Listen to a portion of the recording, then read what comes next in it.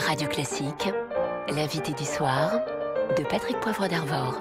Cet invité est Jean-Luc Mélenchon. Bonsoir. Bonsoir. Alors Jean-Luc Mélenchon, député européen du Parti de gauche et auteur d'un petit livre manifeste qui coûte 10 euros chez Plon, qui s'appelle Le hareng de Bismarck avec en sous-titre Le poison allemand.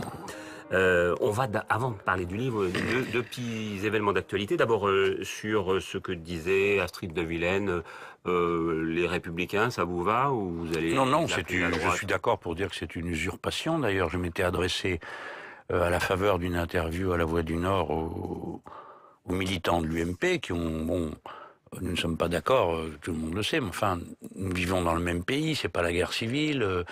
On a intérêt à respecter les patrimoines communs. Nous sommes tous républicains. Enfin, et si on l'est pas, bon, on peut faire un effort pour le devenir. Donc, je trouve que c'est pas correct de s'approprier un mot qui est patrimoine collectif. D'abord parce que ça va rendre la compréhension difficile pour ceux qui entrent dans la compréhension. Les gens s'intéressent. Alors bon, ils vont m'entendre dire, moi je suis, comme vous le savez, très républicain. Alors, elle est très républicain. Alors non, mais vous voyez, c'est un peu ridicule parce que d'habitude je dis je suis républicain. Bon, et puis voilà, chacun comprend ce que ça veut dire à ma manière.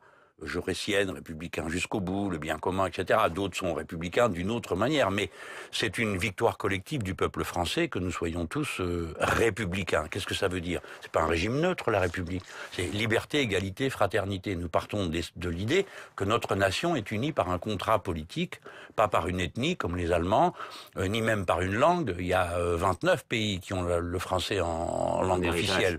Bon, c'est pas une religion, c'est pas une couleur de peau, donc voilà, être français, c'est partager cette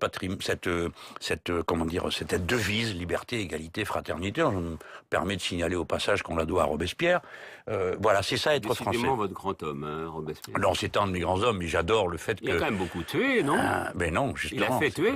Non plus, je sais pas. Bon, c'est pas l'émission ce soir, mais j'aime parler de lui d'abord parce que il fait réfléchir. Si vous voulez, moi, mon travail intellectuel, c'est de pousser à réfléchir.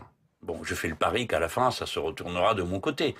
Donc pour lui, ça s'est mal terminé quand même. Ça s'est très mal terminé, et ensuite, ça s'est surtout très mal terminé pour beaucoup de gens, parce que la contre-terreur a été pire que la terreur elle-même. Mais le personnage de Robespierre renvoie à la Révolution, aux libertés qui ont été conquises. C'est un homme qui a fait ce que personne d'autre n'avait fait avant lui. Je ne veux pas m'attarder sur le thème, mais ça fait réfléchir. L'histoire de notre pays doit être il y a un aspect scientifique, hein, comme toute science, on apprend toujours plus sur les événements. Et elle est évidemment, comme toute science, changeante. Et puis il y a une histoire politique, nous l'approprions. Le grand Jaurès dit je m'assieds, aux côtés de Robespierre sur la montagne. Autrefois, la gauche était intégralement robespierriste. Et c'est petit à petit... montagnarde. Oui, c'est sous la pression de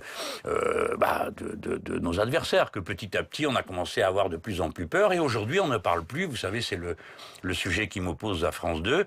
80% des émissions d'histoire, c'est le roi, la reine. À Stéphane Bern, hein, c'est ça. Vous trouvez non, qu'il parle trop de... J'en profite pour mettre quelque chose au point. Stéphane Bern est premièrement adorable, deuxièmement super compétent, et troisièmement, j'aimerais le voir raconter l'histoire des nôtres, parce que ça serait brillantissime. Il parle trop des rois, pour vous. Non, mais c'est pas lui qui est en cause, et arrêtons l'hypocrisie.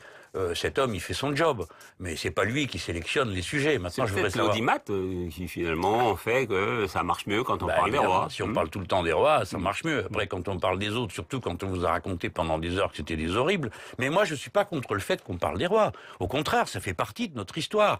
Il y a des rois qui ont fait des choses extrêmement intéressantes pour l'homme politique que je suis. Je suis un admirateur de Louis XI, ce qui me met à distance de l'histoire officielle républicaine. De ces oui, cages. C'est ça, on le montre, horrible et abominable. Il y a une magnifique biographie de Paul Murray Kendall sur le sujet que je vous invite à lire, chers auditeurs, qui est un enchantement et qui raconte un roi moderne en réalité. Ou bien on pourrait prendre Philippe le Bel et menant sa bataille contre le pape qui prétend commander au temporel puisqu'il commande au spirituel. C'est les premières batailles de l'autonomie politique en France. Bon, nous sommes un pays spécial, hein. Bon, alors chez nous, à toutes les époques, ça a bardé. Et c'est pourquoi les nouveaux arrivants, quelque part, je suis à la troisième génération de l'immigration, hein, s'assimilent à quoi? À une histoire et à un combat. C'est pourquoi c'est si important que sans cesse les termes de ce combat soient rappelés. Et bon, pas pour endoctriner, mais pour faire réfléchir. Et chacun choisit. Non, on peut pas continuellement parler de cette pauvre crétine de Marie-Antoinette comme d'une pauvre petite fille riche qui a souffert. Cette femme était une conspiratrice. Vous dites ça parce qu'elle était autrichienne, non? Non, parce qu'elle était corruptrice. Elle payait des parlementaires pour voter comme elle voulait. Elle appelle son frère à envahir la France. Bon, ça s'appelle une traîtresse dans tous les. Et Elle Louis était XVI. jeune, elle était jeune. Elle a bien des excuses. Je vais pas discuter ce point, mais elle n'a pas l'excuse ensuite de passer pour une victime, parce que ce n'est pas vrai. Elle est prise dans un phénomène révolutionnaire dont elle a été un protagoniste. De même, Louis XVI n'est pas ce gros bedeau, un peu bête, qu'on présente, qui est bien brave, quoi. Ça aurait pu s'arranger si on avait su lui parler correctement. Pas du tout. C'est un réactionnaire féroce et borné, qui n'arrive à rien à comprendre à ce qui arrive dans son pays, qui essaye de s'enfuir, de passer à l'ennemi pour envahir son propre pays. Et vous voudriez qu'on admire quelqu'un comme ça? Oui, c'est ce qu'on fait dans des émissions, à longueur d'émission. On admire de tels personnages. Bref, je termine. 6% seulement de républicains dans la liste des secrets de l'histoire. Et dedans, vous avez Clémenceau, vous avez le général de Gaulle, vous avez Danton. Chacun de ces personnages mérite... Mais il n'y a pas Robespierre. Bon, peu importe qui est Robespierre, s'il y a que Robespierre qui vous pose un problème, on n'a qu'à parler de Saint-Just, comme ça, ou de Georges Couthon, ou de quelques autres, ou surtout des femmes qui sont les grandes exclues de tout ça, où elles sont toujours présentées comme les favorites, les femmes d'influence. Mais bon sang de bois, mettez Pauline Léon devant. C'est la femme révolutionnaire qui exige que les femmes puissent être armées en 1780. Mais Olympe de Gouges, vous comprenez, ça aussi, même ça se discute. Vous voyez, la passion me prend. Oui. Olympe de Gouges est une aristocrate. Elle a écrit la Déclaration des droits des femmes. Bien. Non. Elle est très bien, sauf qu'elle a quand même voulu être l'avocate du roi. Si on veut... Il faut un avocat, oui, c'est Malesherbes qui s'est collé. C'est Malesherbes qui s'est collé, vous le savez. Bon, donc, et il a mal fini. Il a mal fini aussi, c'est une révolution, comme disait Mao Tse-tung, c'est pas un dîner de gala. Une révolution, personne n'en avait fait avant, le pays était envahi, trahi de l'intérieur, donc des mesures extrêmes ont été prises, dont certaines ne sont pas comprises aujourd'hui. Par exemple, dans ces émissions, le seul révolutionnaire dont il a été question aurait été Georges Danton. Bon, Danton a eu un bol énorme, c'est que ses héritiers sont passés aux archives pour piquer les pièces les plus compromettantes. Donc Danton passe pour un saint. Il paraît plus saint en tout cas que Robespierre. Voilà. C'est lui qui a inventé le tribunal révolutionnaire.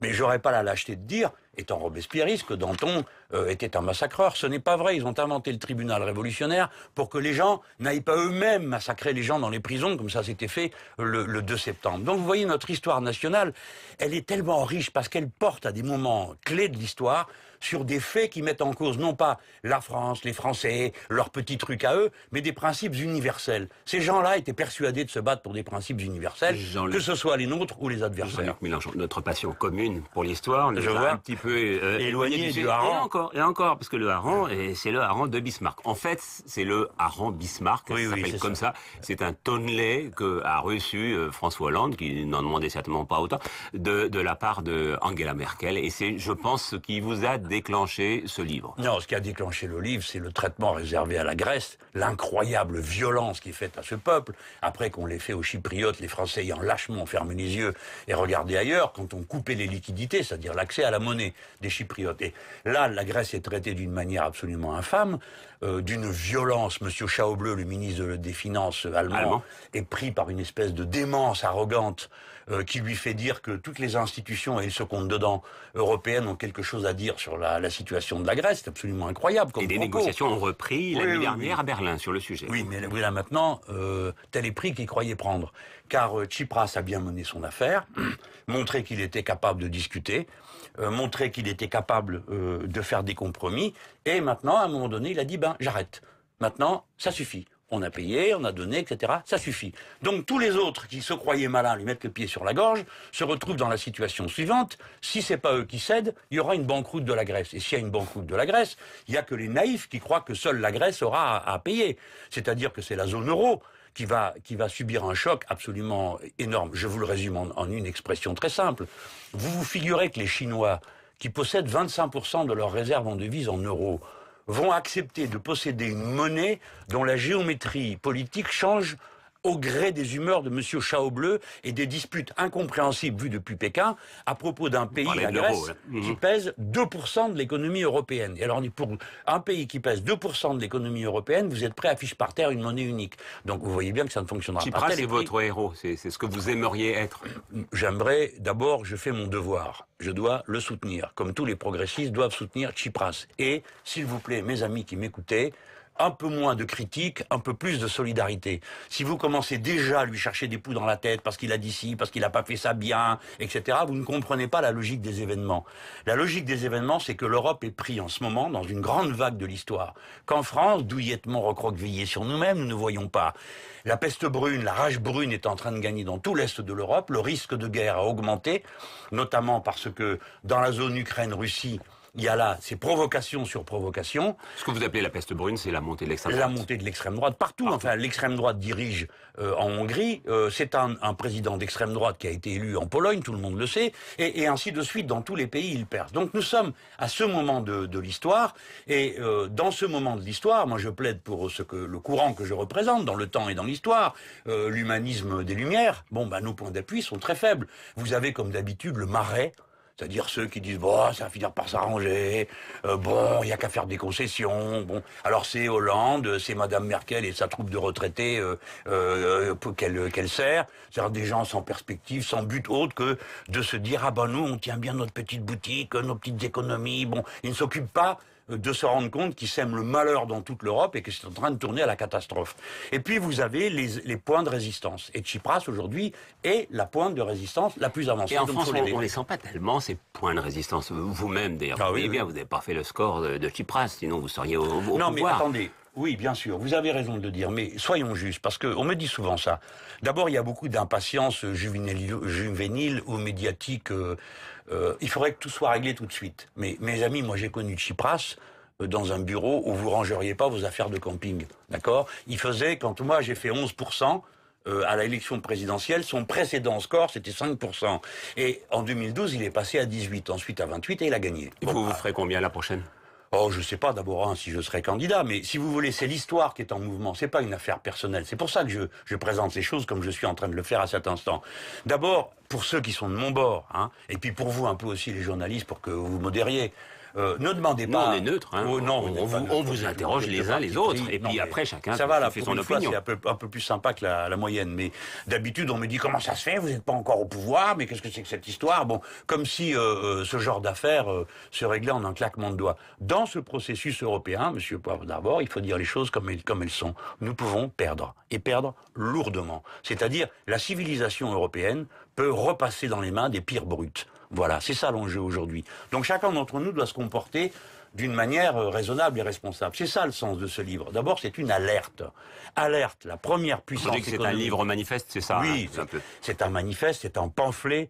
Vous le dites bien d'ailleurs dans votre. Mais oui, c'est la première ligne. Je dis, c'est un pamphlet par un ouvrage savant. Bon, ça veut dire que ça comporte la part d'excès, la part de blague, qui est aussi destinée à détendre le récit, parce que quand vous me suivez, bon, le récit est pas bisounours, hein. Bon, Jean-Luc Mélenchon, dans 2 ans, il y a un fort risque, ou une grosse chance, comme vous le voulez, qu'on retrouve le trio Hollande, Sarkozy, Le Pen pour le... Qui avec moi et Bayrou ferait un quator et un quintet, c'est ça? Voilà, exactement. Je vous remercie beaucoup.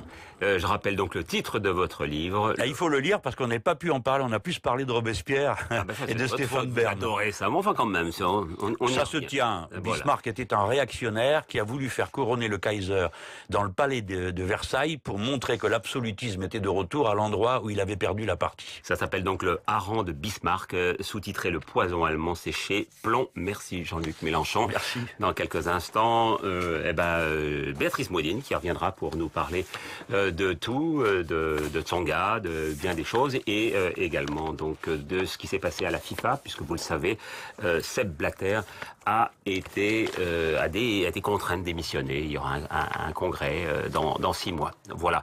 Dans quelques instants, Béatrice Modine, puis ensuite Philippe Gau, sa chronique.